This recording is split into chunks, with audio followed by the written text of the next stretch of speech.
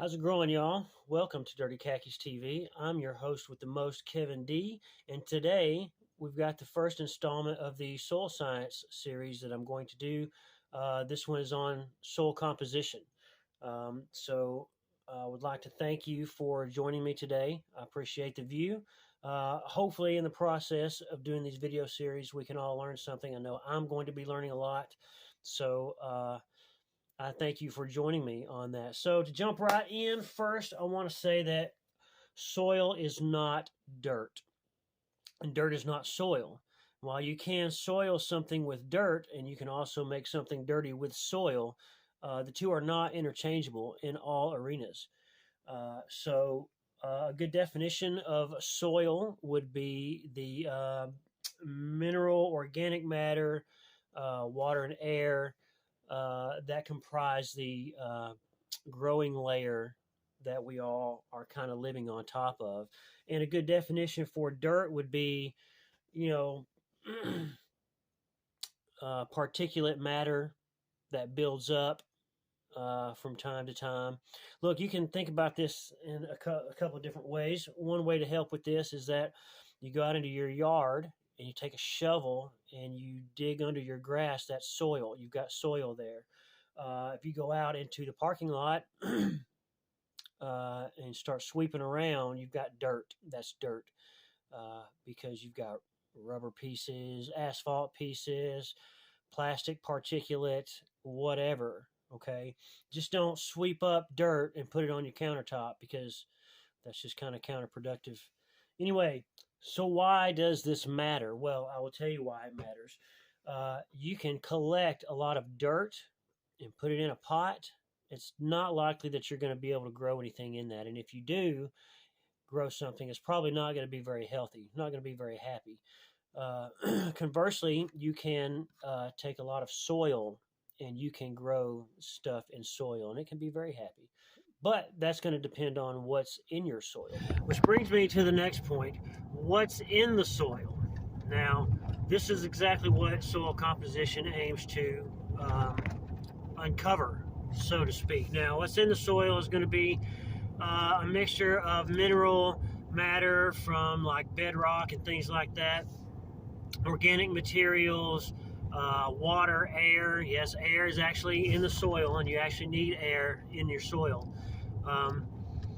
And what it's made of specifically is going to depend on where you live in the country. The soils in the southern U.S. are going to be a lot different than the soils in the Midwest or in the West or up even in the Northeast. So, and all of these soils are made. Here's a nice little diagram to kind of show you how the soil is made kind of from the top and from the bottom. And now you can kind of see that as the water kind of works its way down to the bedrock and helps to break some of that up. And then as organic material is decomposed on the top, that our soil is kind of built from both ends, from the top and bottom. Now, we're all familiar with the soil triangle, and while this is good at telling you about your soil texture, it doesn't do a lot to tell you what exactly is in your soil. Okay, all this does is really tell you your particle size, and a typical roundabout of what kind of soil that you have. Now it's always good to go get your soil tested. I recommend that everybody get your soil tested. You can do that at your local co-op. You can find out what's in your soil, what is deficient in. You can also find out the pH of your soil, which is important depending on what you're wanting to grow. Unfortunately, unless you have more in-depth testing done, you can't really tell what kind of organic material is in your soil.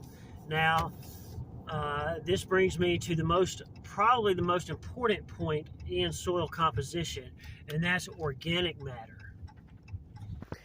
So why is the organic matter of our soils the most important part of soil composition? Well, it's because all life on Earth depends on it.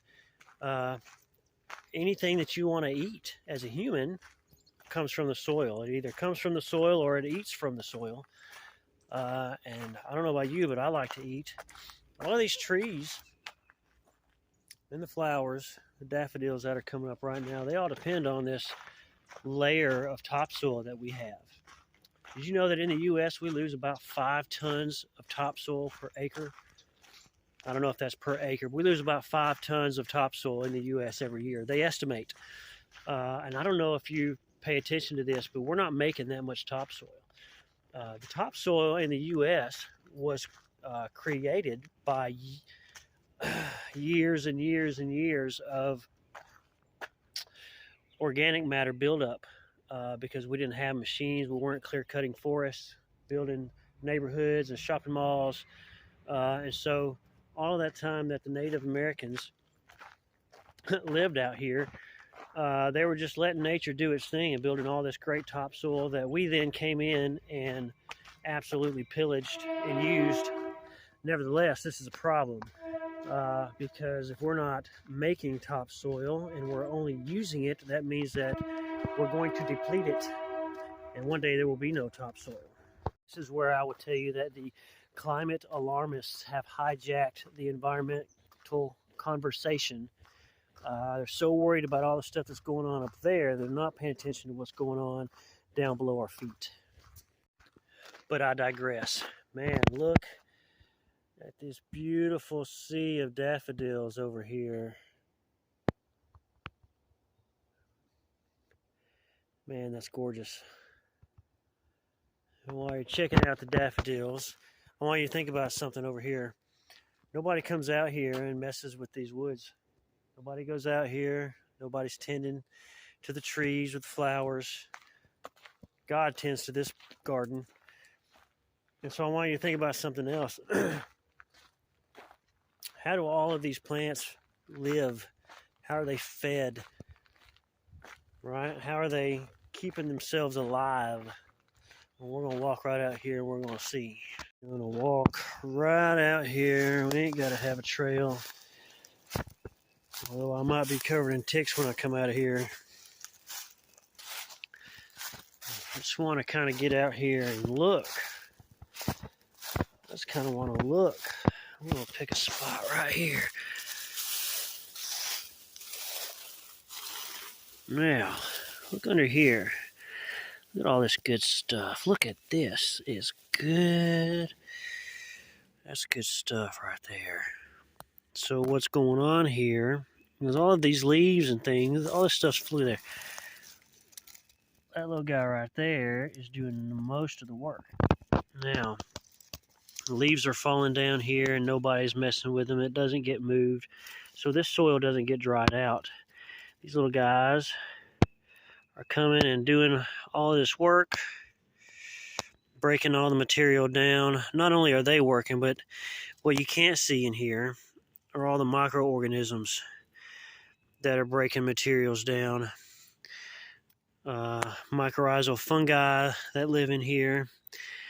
And so without this, okay, this soil just depletes.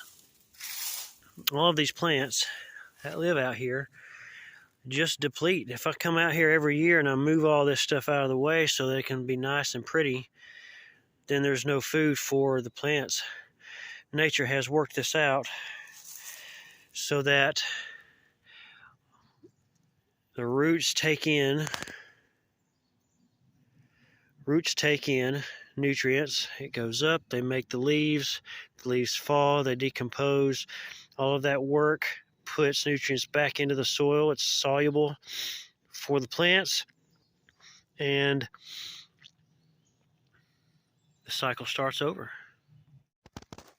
These are absolutely beautiful.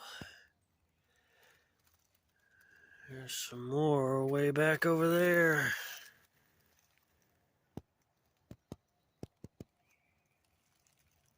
By the way, do me a solid and reach over there and click that like button, and also hit the subscribe over there. Help me to grow this thing. Before I get out of here, I want to read something to you. This comes from the Encyclopedia of Organic Gardening. This was published in 1978. That was a year before I was born. Okay, it says, Soil was formed not only from the original bedrock, but also from rock that had been moved by glacial and other natural forces. Soil continues to be formed and is consistently being created by the same forces which formed it originally. Bedrock is still gradually turning to subsoil. It takes these processes perhaps 500 years to make 1 inch of soil. I'm just saying, it's been known my whole life. Maybe it's something we should think about. Hey guys, that's soil composition, where it comes from, what it does, why it's doing what it's doing. You can talk about it like buttered sausage. Hey, be on the lookout next Friday for plant profile, the redbud tree. It's one of my favorite um, ornamental landscape trees, early spring bloomers. So, and they're just about start popping open. So this should be an interesting week for that. So, hey, thanks for tuning in, guys. Y'all keep growing.